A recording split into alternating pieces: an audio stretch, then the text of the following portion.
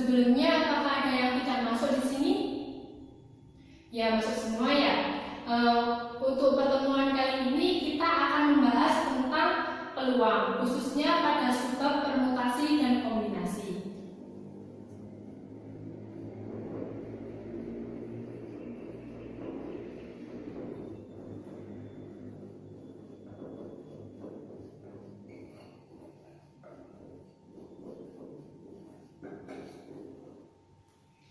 Sebelum Ibu berbicara lebih jauh tentang permutasi dan kombinasi, di sini saya akan menyampaikan tujuan pembelajaran kita pada hari ini.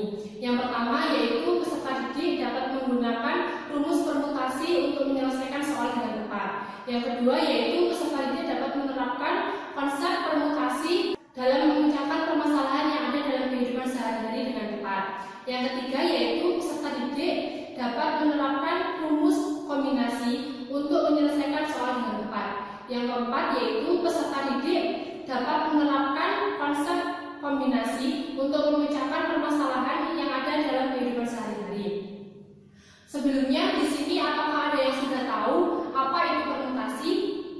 Ya, permutasi adalah susunan berurutan dari semua atau sebagian elemen dari sebuah himpunan. Sebelum kita membahas permutasi lebih dalam, sebaiknya kita mengenal notasi faktorial terlebih dahulu, karena notasi faktorial ini nantinya akan kita gunakan untuk mengerjakan soal-soal yang berhubungan dengan permutasi.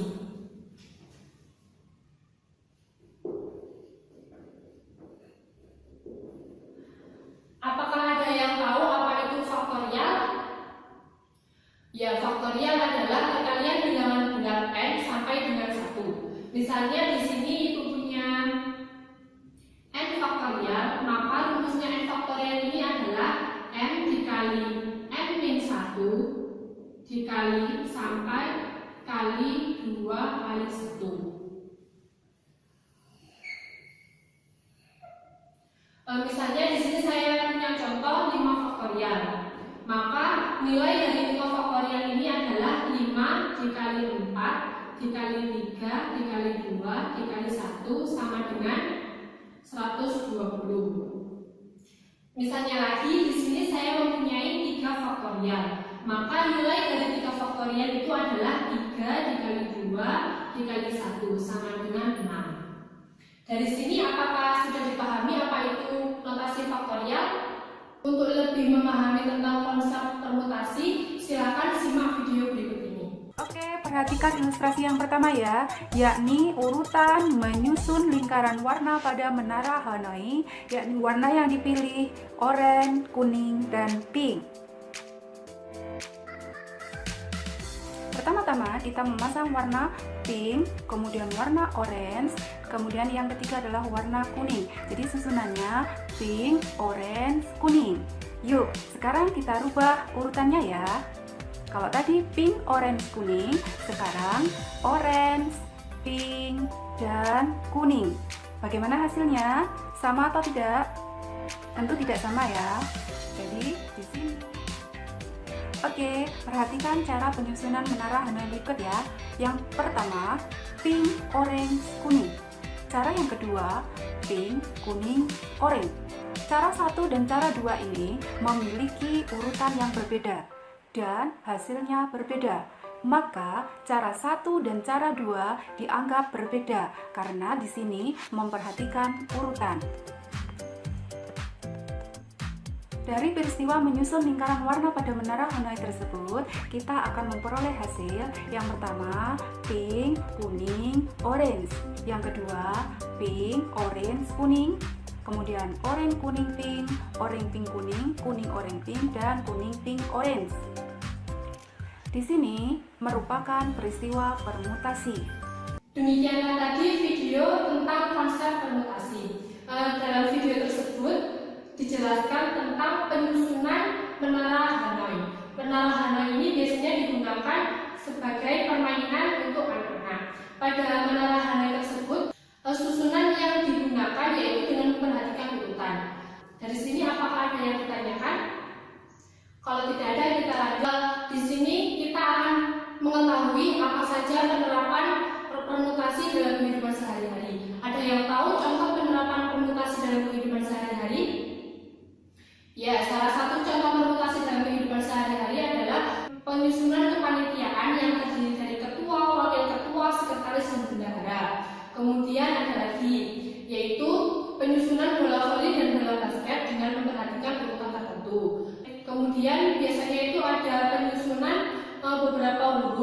dengan mengikuti aturan tertentu.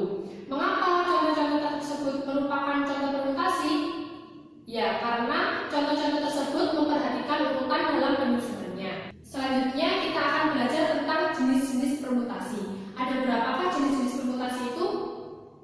Ya, jenis permutasi itu ada 5. Untuk yang pertama yaitu permutasi n unsur yang berbeda.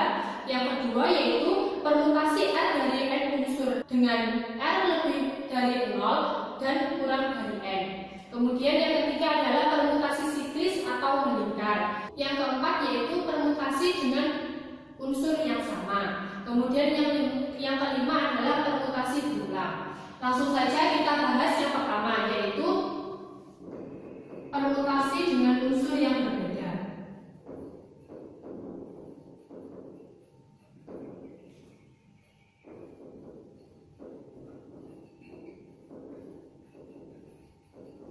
Apa itu permutasi dengan unsur n yang berbeda? Ya, permutasi dengan n unsur yang berbeda adalah permutasi untuk menentukan banyaknya susunan n elemen dari suatu himpunan dengan memperhatikan urutan tertentu. Nah, secara matematis, permutasi dengan n unsur berbeda ini dinotasikan dengan nPn atau sama dengan Pn, n sama dengan n faktorial. N faktorial sendiri tadi sudah kita bahas bahwa notas faktorial adalah seperti ini. Kemudian untuk lebih memahami tentang permutasi dengan n unsur yang berbeda, kita langsung saja melihat soal yang ada pada PPT. Pada soal tersebut disebutkan bahwa 3 buah buku yaitu buku ekonomi, geografi, dan sejarah akan disusun secara berjajar. Tentukan banyaknya cara untuk menyusun buku-buku tersebut. Dari soal tersebut kita ketahui bahwa banyaknya buku adalah 3. Maka n-nya sama dengan 3. Karena jenis buku tersebut berbeda, yaitu ekonomi, geografi, dan sejarah, maka itu merupakan permutasi dengan unsur yang berbeda. Untuk menyelesaikannya, maka kita tinggal menggunakan rumus seperti ini, yaitu 3P3 sama dengan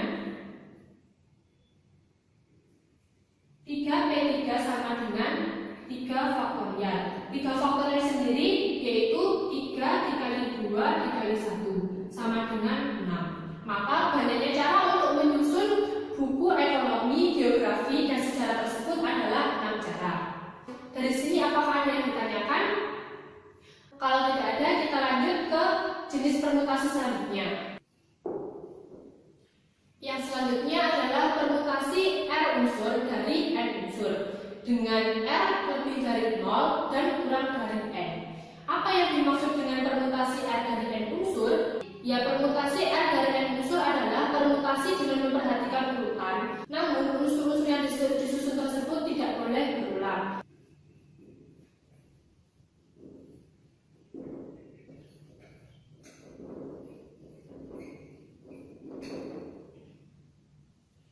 Apa yang dimaksud dengan permutasi R dari N unsur? Ya, permutasi R dari N unsur adalah permutasi yang memperhatikan urutan, namun unsur-unsur yang disusun tersebut tidak boleh berulang. Secara matematis, permutasi R dari N unsur ini dinotasikan dengan NPR sama dengan N faktorial per N min R faktorial. N ini sebagai apa? N ini adalah banyaknya elemen, sedangkan R adalah banyaknya susunan yang akan kita susun dari N unsur tersebut. Untuk lebih memahami tentang permutasi R dari N unsur, mari kita lihat contoh soal berikut ini. Pada contoh soal tersebut disebutkan bahwa suatu komunitas dari Karang Taruna akan memilih ketua, sekretaris, dan bendahara dari 20 anggota. Tentukan banyaknya cara untuk menyusun susunan tersebut. Langsung saja kita kerjakan contoh soal tersebut. Yang akan dipilih tadi adalah ketua, sekretaris, dan bendahara. Berarti di sini N-nya adalah 3. Sedangkan N-nya adalah banyaknya elemen. Dalam soal tersebut disebutkan bahwa 3 kepanitiaan tersebut akan diambil dari 20 anggota. Maka nilai N di sini adalah 20. Lalu bagaimana cara mencari banyaknya cara untuk menyusun kepanitiaan tersebut? Maka kita akan menggunakan rumus ini.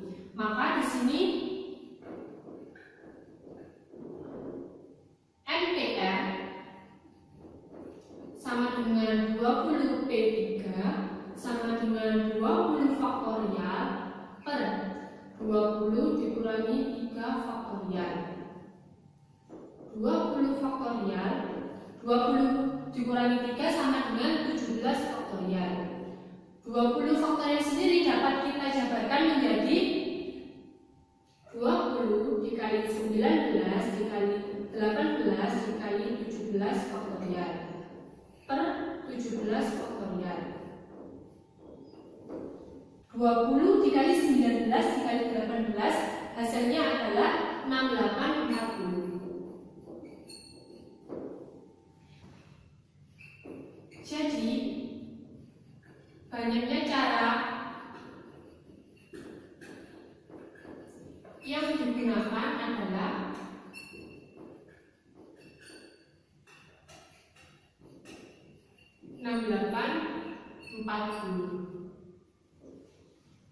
Dari sini apa sudah dipahami? Kalau sudah dipahami, kita lanjut ke jenis permutasi yang ketiga.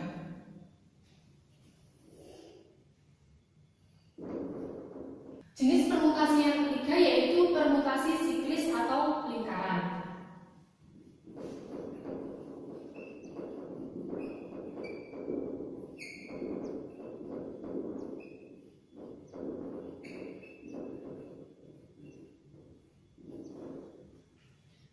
Apa itu permutasi siklis? Ada yang tahu?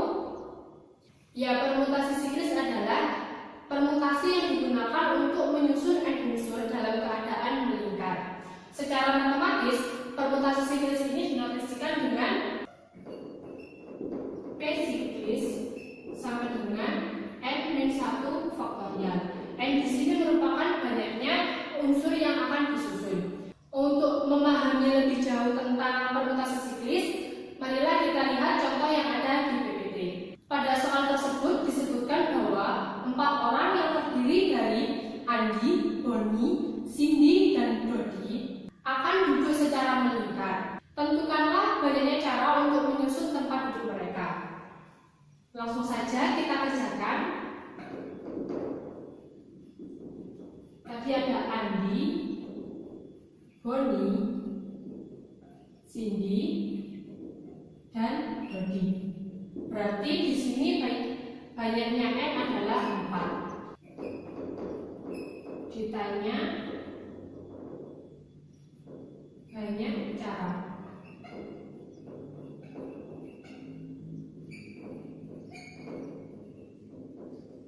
Untuk mencari banyaknya cara menyusun tempat duduk mereka, maka kita menggunakan permutasi siklis, yaitu P siklis sama dengan N-1 faktorial. N dalam soal tersebut adalah 4, maka 4-1 faktorial, yaitu 3 faktorial. 3 faktorial sendiri adalah 3 kali 2 dikali 1 sama dengan 6. Jadi banyaknya cara yang digunakan adalah 6 cara. Dari sini apa ada yang ditanyakan? Kalau tidak ada, kita lanjut ke permutasi selanjutnya. Permutasi yang selanjutnya yaitu permutasi dengan unsur yang sama.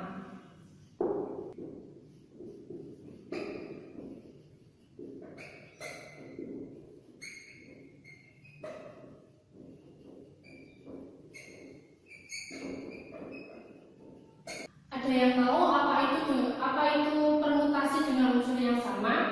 Pada permutasi dengan unsur yang sama memiliki ciri khas, yaitu unsur yang sama dari sebuah himpunan tersebut tidak boleh digunakan lebih dari 1 kali. Secara matematis, permutasi dengan unsur yang sama dinotasikan dengan N, P, R1, R2, R3 sampai Rn sama dengan N faktorial per R1 faktorial dikali R2 faktorial dikali R3 faktorial sampai Rn faktorial. Untuk memahami lebih jauh tentang konsep permutasi dengan unsur yang sama, mari kita lihat contoh yang ada dalam PPT. Pada contoh tersebut disebutkan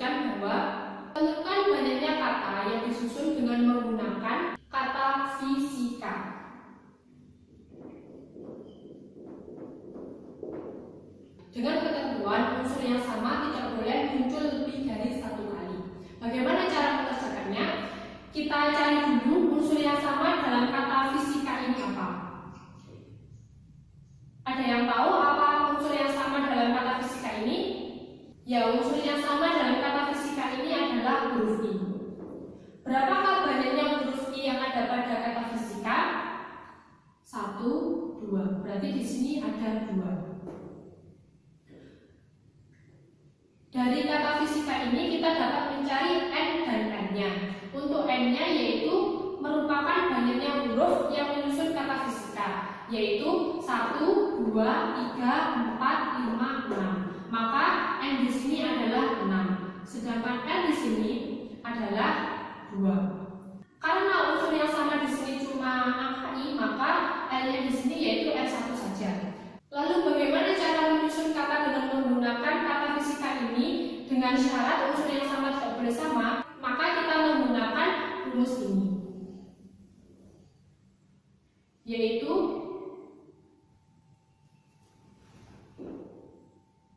NPR1 sama dengan N faktorial per R1 faktorial. N dalam contoh kita di sini yaitu 6, maka 6P2 sama dengan 6 faktorial per 2 faktorial.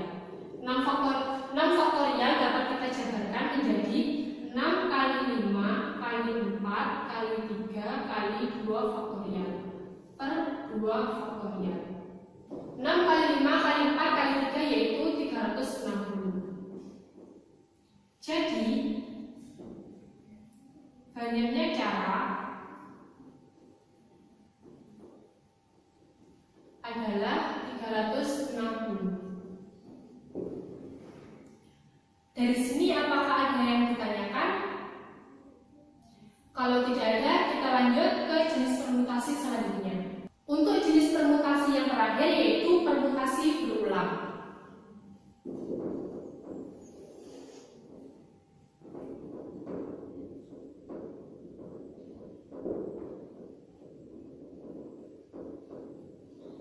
Apa yang dimaksud dengan permutasi berulang? Ada yang tahu? Ya, permutasi berulang adalah permutasi dengan memperhatikan urutan, namun unsur-unsur yang sama boleh diulang. Dari sini dapat kita ketahui bahwa perbedaan dari permutasi berulang dan permutasi dengan unsur yang sama yaitu pada penyusunan kata yang sama. Pada permutasi unsur yang sama, unsur-unsur yang sama tersebut tidak boleh berulang. Sedangkan pada permutasi berulang, unsur-unsur yang sama boleh diulang. Secara matematis, permutasi berulang ini dinotasikan dengan NPR sama dengan N pangkat R. Dengan N adalah banyaknya himpunan yang akan disusun, sedangkan R adalah banyaknya susunan yang diminta. Untuk lebih memahami tentang konsep permutasi berulang, mari kita lihat contoh yang ada pada PowerPoint. Pada soal tersebut disebutkan tentukan banyaknya cara untuk menyusun 3 huruf dari kata monster.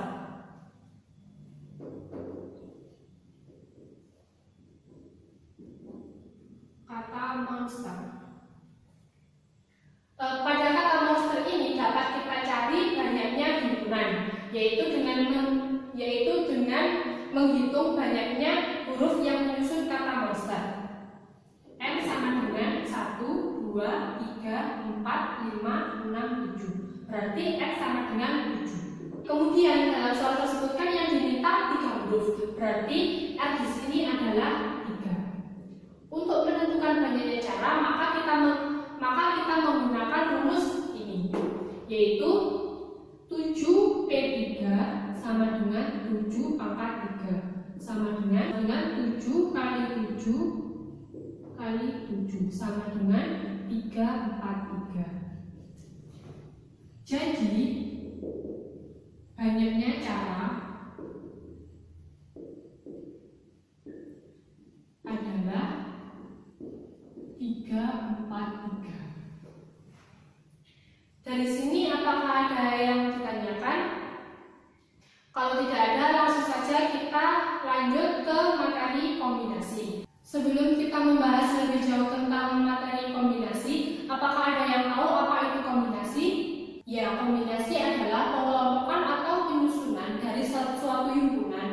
tanpa memperhatikan urutan.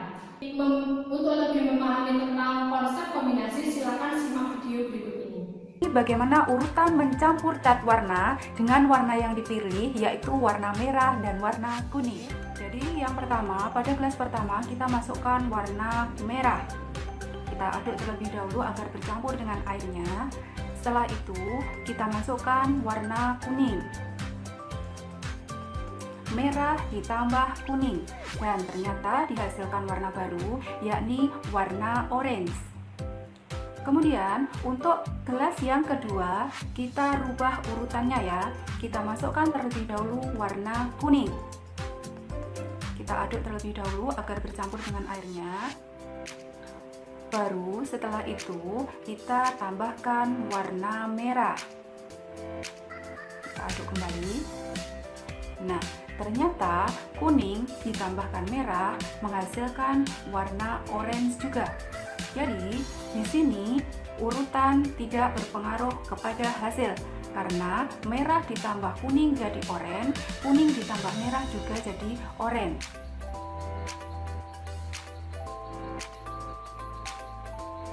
Jadi, pada peristiwa pencampuran warna cat dari merah ditambah kuning dan kuning ditambah dengan merah akan diperoleh satu hasil yang sama, yaitu warna orange. Di sini urutan tidak mempengaruhi, jadi kita tidak perlu memperhatikan urutan. Sehingga dapat disimpulkan bahwa urutan tidak mempengaruhi hasil, jadi tidak penting atau tidak perlu diperhatikan. Peristiwa seperti ini disebut sebagai peristiwa kombinasi. Demikianlah tadi video tentang konsep kombinasi. Dari video tersebut dapat kita ketahui bahwa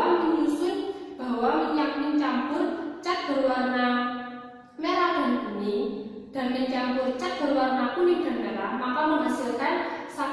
maka sama-sama menghasilkan cat berwarna oranye. Maka dari video tersebut dapat kita simpulkan bahwa kombinasi di sini itu tidak memperhatikan urutan. Meskipun cat itu dicampur dengan susunan merah kuning atau kuning merah, maka hasilnya sama-sama menghasilkan cat berwarna oranye. Selanjutnya, apa saja penerapan konsep kombinasi dalam kehidupan sehari-hari? Ada yang tahu? Ya, salah satu contohnya adalah pemilihan perwakilan dari suatu organisasi untuk mewakili suatu kegiatan tertentu. Kemudian ada juga penyusunan huruf berbeda tanpa memperhatikan urutan. Kemudian yang ketiga adalah pencampuran cat warna seperti pada contoh video tadi. Dan masih banyak lagi penerapan kombinasi dalam kehidupan sehari-hari. Secara matematis, konsep kombinasi ini dinorasikan dengan NCR sama dengan N faktorial per R faktorial dikali N min R faktorial. Dengan N adalah banyaknya himpunan, R adalah banyaknya susunan yang diminta. Untuk kombinasi di sini hanya ada satu dan tidak ada jenis-jenis seperti yang ada pada permutasi. Untuk lebih memahami tentang kombinasi, mari kita lihat contoh berikut ini. Pada soal tersebut disebutkan bahwa tentukan kombinasi 3 dari 5 huruf yang berbeda, yaitu A, B, C, D, E. Hurufnya yaitu A, B, C, D, E. Susunan yang diminta adalah 3, berarti N-nya adalah 3, N-nya adalah 5. Untuk mencari banyaknya cara untuk menyusun huruf A, B, C, D, E, maka kita menggunakan rumus kombinasi, yaitu NCR sama dengan N faktorial per R faktorial kali N min R faktorial sama dengan 5C3 sama dengan 5 faktorial per 3 faktorial kali 5 min 3 faktorial. Maka 5 faktorial sama dengan 3 faktorial kali 2 faktorial. 5 faktorial dapat kita jabarkan menjadi 5 kali 4 kali 3 faktorial sama dengan 3 faktorial kali 2 kali 1. Maka tinggal 10. Maka sama dengan 10. Jadi, banyaknya cara untuk menyusun 3 huruf dari 5 huruf yang berbeda adalah 10 cara. Dari materi yang sudah Ibu sampaikan tadi, apakah ada yang belum dipahami? Kalau ada yang belum dipahami, silakan ditanyakan. Baik, kalau tidak ada yang ditanyakan, langsung saja kita simpulkan pembelajaran pada hari ini. Ada yang dapat membantu Ibu untuk menyimpulkan pembelajaran pada hari ini? Ya, untuk reputasi itu sendiri yaitu susunan dengan memperhatikan urutan. Kemudian kalau kombinasi adalah susunan tanpa memperhatikan urutan. Silakan kalian kerjakan lembar kerja siswa yang sudah Ibu bagikan. Silakan kerjakan secara berkelompok. Silakan kerjakan lembar kerja siswa yang sudah saya bagikan. Kerjakan secara berkelompok dan dikumpulkan minggu depan. Untuk tugas individunya, silakan kalian buka di kelas online Google Classroom. Sebelum kita menutup pembelajaran pada hari ini, alangkah lebih baiknya jika kita berdoa terlebih dahulu agar ilmu yang kita pelajari dapat bermanfaat. Silakan untuk ketua kelasnya dipimpin untuk berdoa. Demikianlah pembelajaran kita pada pagi hari ini. Semoga apa yang kita pelajari dapat bermanfaat. Tetap semangat untuk belajar dan jangan lupa jaga kesehatan.